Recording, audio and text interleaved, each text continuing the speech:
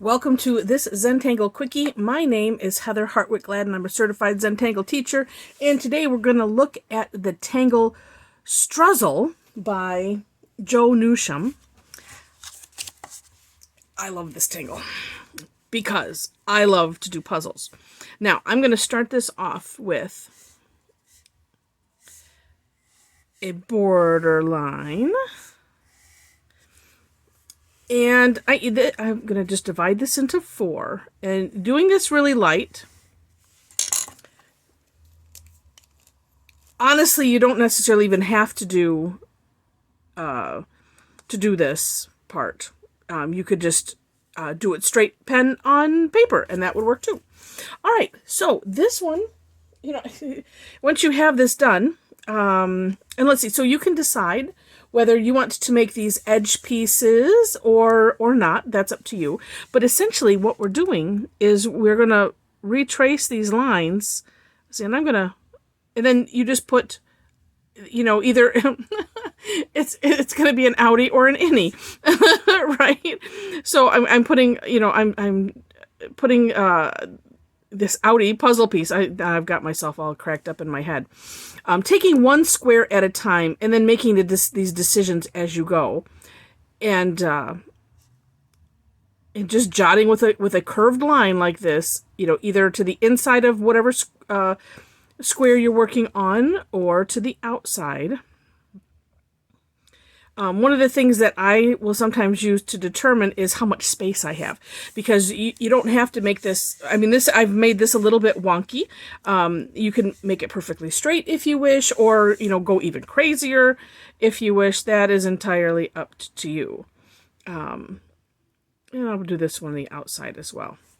And it's just as simple as that. And then in the next box, same idea. Sometimes I do like to alternate them up a little bit. And I'm going to say, I've not done this yet myself. I'm going to try now, maybe. Is you could go a little crazy with, with these, the interlocking parts of your puzzle. I'm trying to make mine just a little bit bigger. And that is what this tangle is all about. Now, I do try to do the, have the interlocking pieces kind of in the middle, because that does seem to work well. We'll do this one on the inside here. And then, okay, we'll go on the outside. And that one on the inside. All right. So then this is essentially our framework. Now, this is a puzzle though that has met some trouble. And actually, I'm going to put a circle in the middle here, and that is, it's gotten some spots. So the next step after this is to put some circles, or some orbs, I should say, around your space, and I'll show you some examples of some larger ones. So I'm just going to draw one sort of in the middle here, make it, a rather decent sized orb. And then what we're going to do is we're going to do some patterning, but we're going to do it opposite, or in adjacent sections. So I'm going to start off with, I'll just start off right here with this one. And yeah, and I think I'm going to do some diagonal lines. And this is, so we're just staying on, picturing that this is a puzzle piece. I'm just staying on it. Oops, and I could have done the little hollabow technique on both of those there. And that's something you want to do is where the piece, like this, where it in the complete piece, we'll just say that. I couldn't find the right word. Sorry for the pause. We just want to have that pattern continue as if, picturing that this is a physical piece. And then we're not going inside the bubble. So the bubble kind of creates another line. So we're not going to do that. And part of and forgive my little hesitations. Oh, but you know what? This is part, and this is where you have to be, this takes a little bit of thought, because right here, this is also part of this piece. So I want to make sure to put some of those lines there. Yeah. All right. Then, let's see. I'm looking back at my... Okay, no, it doesn't matter. So adjacent pieces. So this piece is then going to be not patterned. But inside the bubble, this part of it will be. And then you don't have to do the same direction, but I'm still going to do drawing just little straight lines, but I'm going to do them in different directions. And so then also maintaining, thinking, okay, this part of the piece that's inside of this bubble, that's the only part that we're doing. So the carefulness that we have to have and pay attention to is, with the little extra pieces, like I had down here. Oh no, this really fits with this, so we need to have that match. Okay, so then I have that. This is part of this. This is part of this, and it's also adjacent, so that's going to be not patterned. So then this will be patterned, and I'm going to go a little bit different direction because it's adjacent. So adjacent to this, but kind of kitty corner to here. What we want to avoid is we don't want sections next to each other patterned. Now, I have run myself into problems with this one where I kind of went a little too crazy with the orbs, and I ended up kind of needing 3 things. But that's not a problem because you could do nothing, patterned, and maybe shaded or colored in, or 2 types of patterns. That's where you can we problem solve. Zentangle helps with problem solving, and that's what we do. All right, so then I've done this one. Then this one is going to be empty, and then we're going to go with this one. And let's see, I've done this way. I've done that way. Oh, I don't want to do the same as this one because it's close. Oh, we'll do straight across this way, sort of.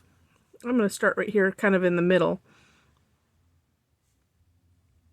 In alternating, the direction is that's what Jo has on the step out, and it does make it kind of nice. All right, I'm going to flip this here because I do believe if we did all of the same direction, or because I was just picturing other things that we could do inside these. So like for instance, if we decided to do orbs, if we did all of the alternating sections, it might look neat, but it might end up look well, and that would be kind of neat as well, where it might like make the pieces that are all the same, make it disappear, but that would still be kind of neat. So anyway, lots of things for you to play with that. And so that's basically it. And then we do some shading. Now the shading is fun because now if you're is it Lynn Mead, I think there's, if you search for dewdrops, I think she has a nice tutorial on dewdrops. I like to do, I do things my way, as the non-artist, right? And you guys get that. Dewdrops is essentially like a gem. And I do like to stick to, Zentangle principles, in doing everything, Zentangle, mostly because I'm not an artist, and and people have called me a purist. I've called me a purist with things, and I think sometimes that's good. So I'm putting graphite on the inside of this orb, and I'm going to use my tortillon. And this is where you can decide how much you want to, how dark you want to have that graphite inside. But it's just kind of neat because even just doing this, it looks like a water droplet or just something. It's a bead of something that has laid itself upon the tile. Now, you can also do the outside. I have an example that I'll show you where I did it more as a complete tile. Now, if you want to make this look kind of gemmy or dewdroppy, you can feel free to take if you have a jelly roll. This is a jelly roll 10. Now, I'm finding with the jelly rolls, prior to them coming out with the 10, it was just the 8 that they had. And I don't know if it even said 8 on it anywhere. But I'm finding that this one lays out the color on top of the graphite just a little bit nicer. So so if you want to have that little shiny look, you can, like this, I'm adding a line. Oh, and you can kind of see that.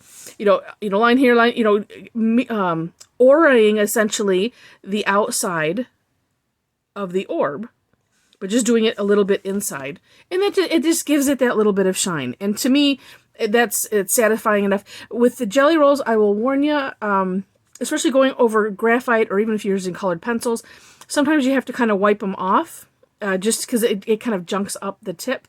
And then also let them dry, because it does take a minute for them to kind of set up and dry. And then sometimes what I'll do, well, that one hasn't completely dried, because as I'm just tapping it, because they flow usually really well, but sometimes I found that just tapping it sometimes helps.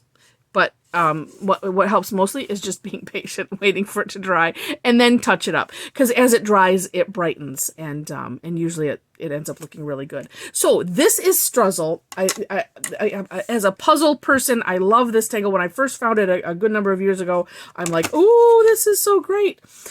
So here is a bigger tile that we completed. And actually, I added in a gem because we did this on a class, and we got talking about doing just that. And then said, oh, well, here's Heather's way of doing gems. And I do have a Quickie video. I don't know if I called it a Quickie video. I think I might. I do have a video. So if you look, you will see. And then, now let's see how this works underneath here. Oh, let's see if I can raise this up a little bit. Yes. So this is a big puzzle. I don't know what. Let's see. This is about maybe a 9 or 10 by 13-inch puzzle I got at a craft store. It's an actual puzzle.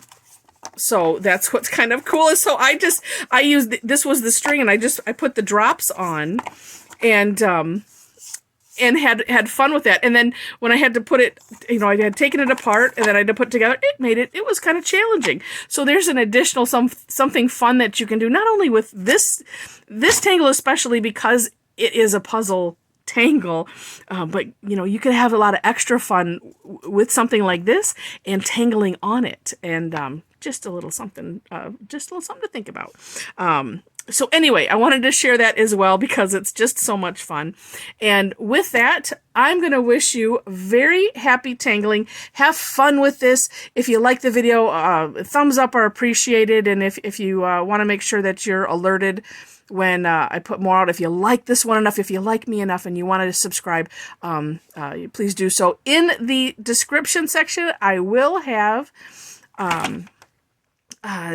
the link to the step outs and any other cool information that I find, as well as stuff on ways to connect if you so wish. So again, with that, I'm going to wish you happy tangling. Have fun with this.